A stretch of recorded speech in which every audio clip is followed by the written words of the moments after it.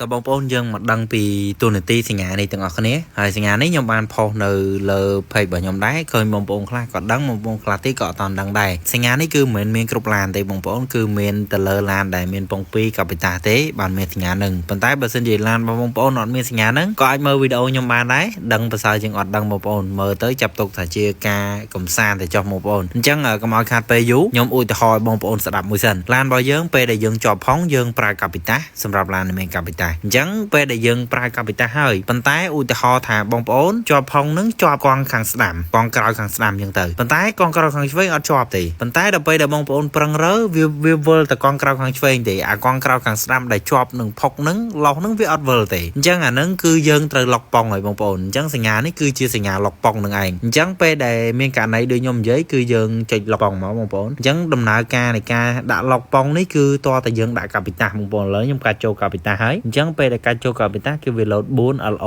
បែបហ្នឹងបានន័យថាចូលហើយបងប្អូនអញ្ចឹងនេះបងប្អូនចុចកន្លែងហ្នឹងមកចុចមួយអញ្ចឹងមកវាចេញសញ្ញាពណ៌ក្រហមសញ្ញាឡុកប៉ងអាហ្នឹងឡុកប៉ងហើយវាលោតអក្សរ ABS អញ្ចឹងបានន័យថាវាបិទអស់ហើយប្រព័ន្ធទប់លំនឹង ABS ឲ្យបិទអស់ទាំងអស់អញ្ចឹងពេលដែលបងប្អូនប្រឹងរើគឺកង់ហ្នឹងគឺវិលហើយបងប្អូនបានន័យថាអាកង់ខាងតឹងក៏វិលអាខាងជាប់ក៏វិលអាខាងមិនជាប់ក៏វិលហើយវាវិលស្មើគ្នាអញ្ចឹងដោយសារតែនេះខ្ញុំនិយាយឧទាហរណ៍បងប្អូនស្រាប់ខ្ញុំអត់បានអនុវត្តជាក់ស្ដែងទេចាំមើលថ្ងៃណាមានពេលខ្ញុំនឹងអនុវត្តជាក់ស្ដែងឲ្យបងប្អូនមើល